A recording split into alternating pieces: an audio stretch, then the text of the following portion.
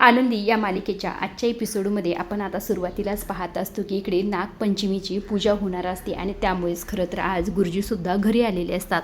आता गुरुजी घरी आल्याबरोबर जी काही शिल्पा असते ती त्यांचा आशीर्वाद घेत असते आणि त्याचबरोबर युगंधरसुद्धा आलेला असतो.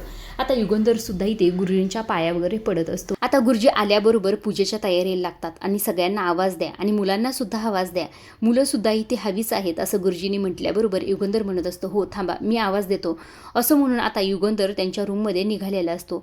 इकडे पेटीत मात्र आनंदी आणखीही बेशुद्ध अवस्थेत असते. याची कल्पना घरच्यांना अजिबातच नसते. दुसऱ्या बाजूला मिताली या दोघांना रिक्वेस्ट करत असते. ती पृथ्वीला म्हणत असते, दादा चल ना, असं काय करतोस तू? आपली आई जशी पूजा करायची अगदी तशीच मला आज पूजा करायची आहे. चल ना, तू बाबाचा राग त्या पूजेवर का काढतोस? आपल्या आईसाठी तरी चल ना. पृथ्वी मात्र एकही शब्द बोलायला तयार नसतो.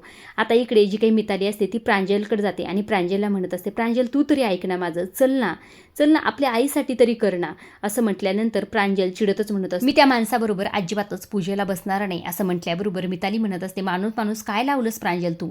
आपले ते बाबा आहेत हे विसरू नकोस. त्यावर प्रांजल म्हणत असतो, तू सुद्धा विसरू नकोस, त्या बाबांनी त्या आनंदीचा हात धरलाय, त्यामुळे तो माणूस माझा बाप कधीच होऊ शकणार नाही. असंही ते स्पष्ट शब्दातच प्रांजल म्हणत असतो. इकडे दुसऱ्या बाजूला आज विद्याधर फार खुश असतो, कारण त्याला त्या गुंडांनी मेसेज केलेला असतो की तुमचं पार्सल डिलिव्हर झालेलं आहे. आता ते कुठे झालेलं आहे याची कल्पना विद्याधरला अजिबातच नसते. आता विद्याधर खुश असतो, त्यामुळे तो धनश्रीला गोलगोल फिरवत असतो. धनश्रीला कळत नसतं नेमकं हे काय चाललंय. धनश्री म्हणत असते, अहो असं काय करताय? विद्याधर म्हणत असतो, खरं सांगू का धनश्री, आयुष्यात पहिल्यांदा तुम्हाला अप्सरासारखी दिसतेस.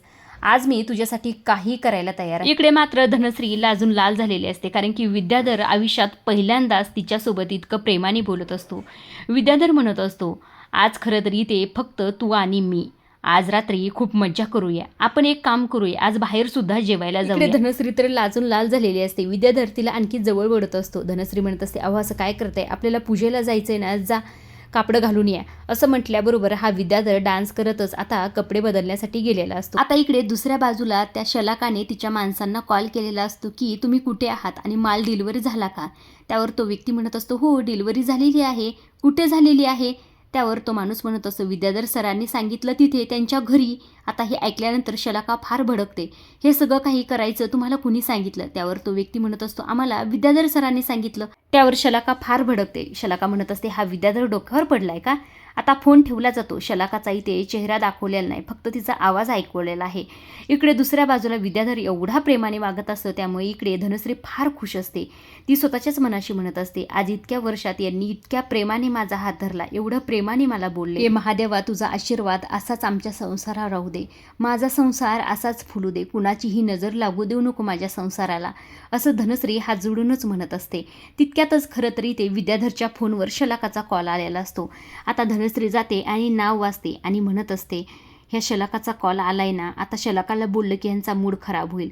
आधीच तर कित्येक वर्षातून हे माझ्याशी इतकं प्रेमाने वागलेत, एक काम करते, हा फोनच बंद करून ठेवते. असं म्हणून तिने आता विद्याधरचा फोन अक्षरशः स्विच ऑफ केलेला असतो. इकडे दुसऱ्या बाजूला युगंधर मुलांच्या रूममध्ये त्यांना बोलवण्यासाठी गेलेला असतो. इकडे प्रांजल चिडलेला असतो. प्रांजल म्हणत असतो, नाही मी अजिबातच पूजेला येणार नाही. त्यावर मिताली म्हणत असते, प्रांजल असं काय करतोस तू? तुला बाबांचा राग आहे ना, मग तो राग त्यांच्यावरच काढ. पूजेवर असा राग काढायचा नसतो प्रांजल, तू ऐकत का नाहीस माझं? तुला आईची शपथ. असं म्हटल्यानंतर प्रांजल म्हणत असतो, मिताली हे सगळं काही तू मुद्दाम करतेस ना, हे बघ आता तू शपथ दिलीस ना म्हणून मी पूजाला येतो, बाकी कुणाचंही मला काही घेणं देणं नाही. असं म्हणून रागातच आता प्रांजल खाली गेलेला असतो. इकडे मिताली आता पृथ्वीकडे येते आणि पृथ्वीला म्हणत असते, दादा प्रांजल गेलाय, तू तरी चल ना आता. असं म्हटल्याबरोबर युगंधर म्हणत असते, हे बघ मिताली, कुणालाही तू अजिबातच आग्रह करू नको. ही पूजा मनातून केली जाते ना जबरदस्तीने. ज्याला यायचंय ते खाली येईल, चल तू. असं म्हणून आता इकडे युगंधर गेलेला असतो आणि मिताली सुद्धा गेलेली असते.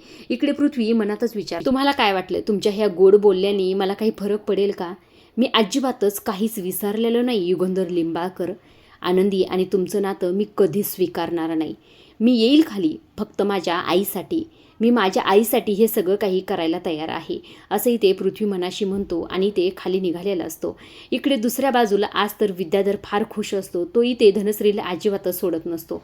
अक्षरशः तिला जवळ ओढत असतो आणि तिला म्हणत असतो, सांग ना धनश्री, आज कुठे जायचं आपण जेवायला? त्यावर धनश्री म्हणत असते, तुमच्या आवडीच्याच ठिकाणी जाऊया की, तुम्हाला चुलीवरचं मटण आवडतं ना, तिथेच जाऊया. त्यावर विद्याधर म्हणत असतो, चालतंय की, आज तू म्हणशील तिथेच जाऊया, असं म्हणून तिला जवळ ओढत असतो. इकडनं धनश्री म्हणत असते, असं काय करताय, सोडा की मला. आता तितक्यातच तिचा फोन वाजलेला असतो. इकडे विद्याधर म्हणत असतो, वाजू दे रे, जाऊ दे. धनश्री म्हणत असते, अहो शिल्पाताईचा असेल ना, त्या पूजेला बोलवत असतील, असं म्हणून आता ती मोबाईल हातात घेत आणि ती पाहते तर काय, शलाकाचा कॉल आलेला असतो.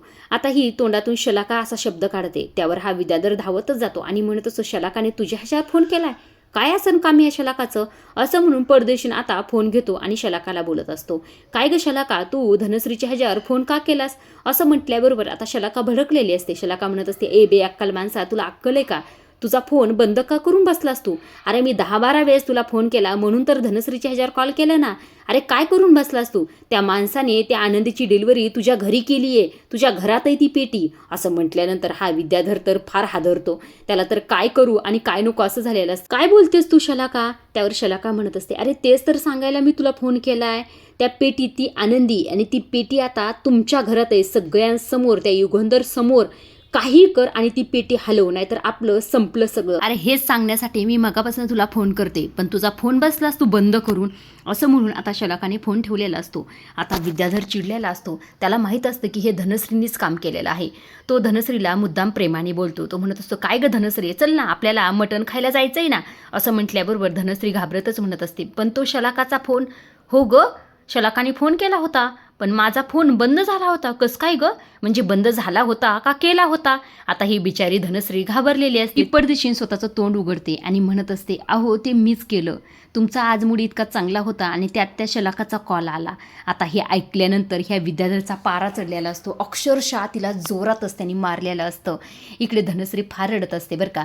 इकडे विद्याधर म्हणत असतो, तुझी हिंमत कशी झाली माझ्या फोनला हात लावायची, तुझी लायकीच नाही खरं तर तुला प्रेमाने बोलायची, असं म्हणून रागातच तिथून निघून गेलेला असतो. इकडे मात्र धनश्री फार रडत असते. आजच्या पुरतं एवढंच. अशा डेली मालिकेच्या अपडेट जाणून घ्यायचे असतील तर चॅनलला जरूर सबस्क्राईब करा.